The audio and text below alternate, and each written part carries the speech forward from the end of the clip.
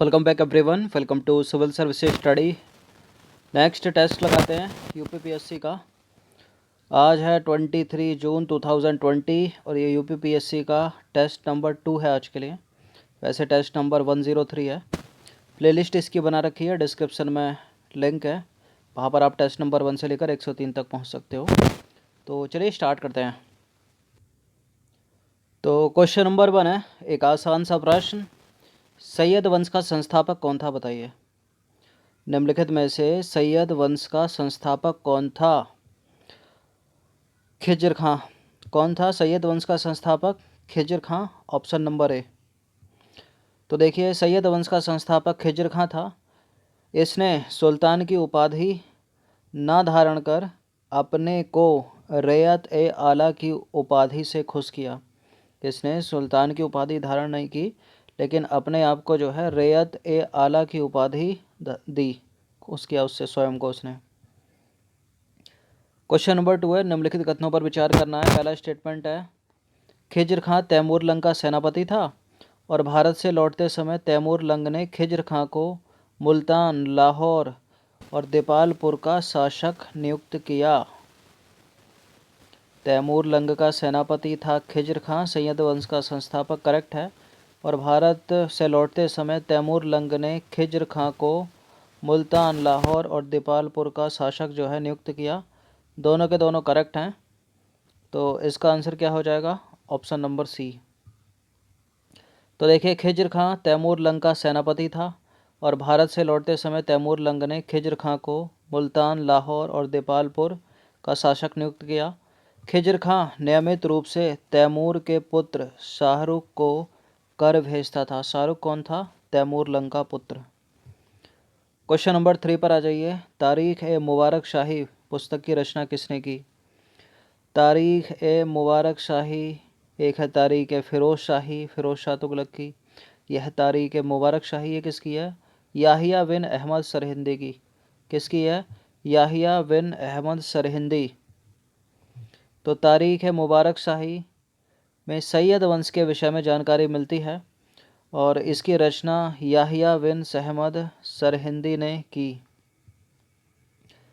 Question number 4 है, निम्नलिखित कथनों पर विचार करें। दो स्टेटमेंट है यहाँ पर, बताना कि इनमें से कौन सा करेक्ट है। पहला स्टेटमेंट है, खिज्र खां के पुत्र मुबारक शाह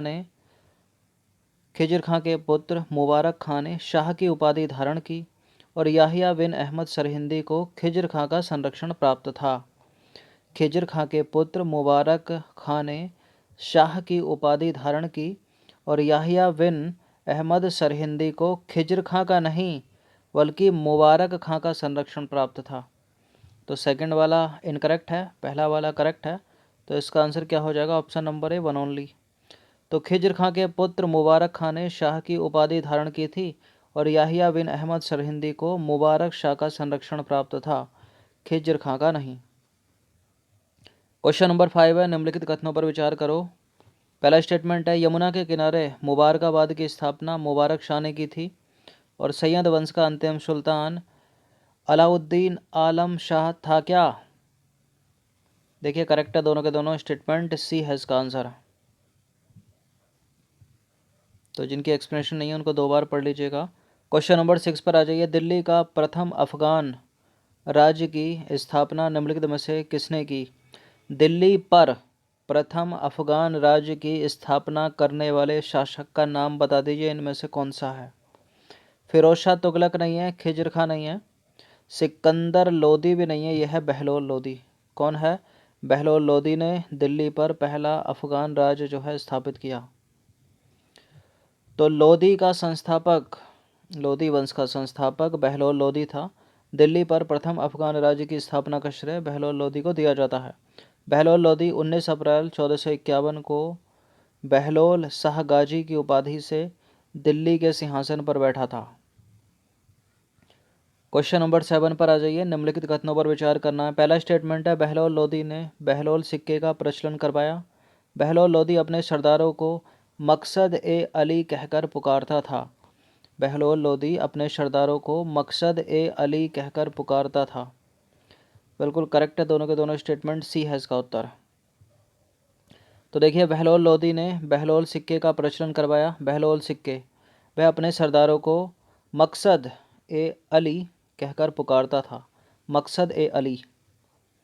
क्वेश्चन नंबर 8 पर आ जाइए। निम्नलिखित में से आगरा नगर की स्थापना किसने की? देखिए इंपॉर्टेंट प्रश्न है, पहले भी बहुत सारे एग्जाम में पूछा गया कि आगरा नगर किसने बसाया। तो 1504 में सिकंदर लोदी ने बसाया। किसने बसाया आगरा नगर? 1504 में सिकंदर लोदी ने। तो सिकंदर लोदी ने जो है आगरा शहर या आगरा नगर बसाया। कब बसाया? 1504 में। बहुत पूछा गया प्रश्न है ये, बहुत पूछते हैं इसको। क्वेश्चन नंबर 9 पर आ जाइए। निम्नलिखित कथनों में से कौन सा कथन असत्य है?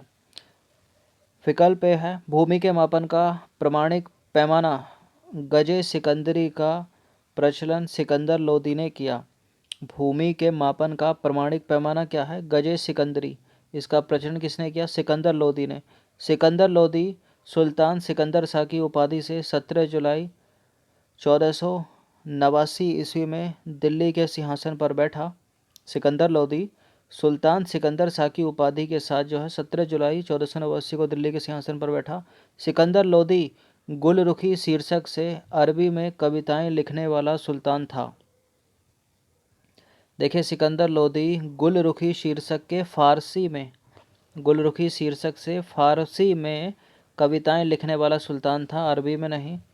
तो गलत हमको ढूंढना है, तो फर्स्ट करेक्ट है, थर्ड करेक्ट है, सेकंड वाला गलत है। तो सिकंदर लोदी गुलरुखी शीर्षक से फारसी में कविताएं लिखता था, अरबी में नहीं। 10वें प्रश्न पर आ जाइए। निम्नलिखित कथनों पर विचार करना है। दो स्टेटमेंट है यहाँ पर, बताना कि इनमें से कौन सा करेक्ट होगा। सिकंदर लोदी के आदेश पर संस्कृत के एक आयुर्वेद ग्रंथ का फारसी में फरहंगे सिकंदरी के नाम से अनुवाद हुआ। सिकंदर लोदी ने मुसलमानों को ताजिया निकालने एवं मुसलमान स्त्रियां थीं उनको पीरों और संतों की मजार पर जाने पर उसने प्रतिबंध लगा दिया। ये प्रश्न थंबनेल पर पूछा है कि मुसलमान स्त्रियों को पीरों और संतों की मजार पर जाने से किसने प्रतिबंधित कर दिया था? तो सिकंदर लोदी ही था। वो करेक्ट हैं दोनों के दोनों स्टेटमेंट, सी है इसका उत्तर। क्वेश्चन नंबर 11 पर आ जाइए। निम्नलिखित कथनों पर विचार करना है। पहला स्टेटमेंट है पानीपत का प्रथम युद्ध सिकंदर लोदी एवं बाबर के बीच हुआ था। कब हुआ था? 21 अप्रैल 1526 को। देखिए बाबर के सारे युद्ध याद रखना, उसका कोड तो कई बार बताया। 26 में पानी पिया और 27 में खाना खाया, 28 में चल दिया, 29 में घर गया, 30 में मर गया।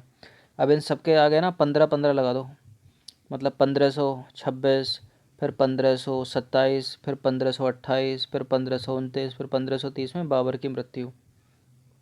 तो 1526 first battle of Panipat Babur और इब्राहिम लोदी के बीच हुआ था, सिकंदर लोदी के बीच नहीं। 1526 में हुआ था, ये तो करेक्ट है, लेकिन कटेगा पूरा। सिकंदर लोदी नहीं है, बाबर और इब्राहिम लोदी है। जीता कौन? बाबर जीता, लोदी हारा। सारे युद्धों में बाबर जीता है।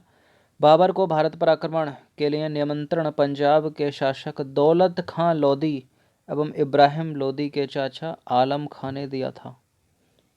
तो सेकंड वाला करेक्ट है, फर्स्ट इनकरेक्ट है। इसका आंसर हो जाएगा ऑप्शन नंबर बी। तो first battle of Panipat Ibrahim Lodi और बाबर के बीच हुआ। कब हुआ? 1526 में, 21 अप्रैल। युद्ध का परिणाम क्या है? इब्राहिम लोदी की हार और बाबर की जीत। और इब्राहिम लोदी बाबर से हार गया और मारा गया युद्ध में। क्वेश्चन नंबर 12 है। निम्नलिखित में से बरीद ए मुमालिक किसका वर्णन करता है?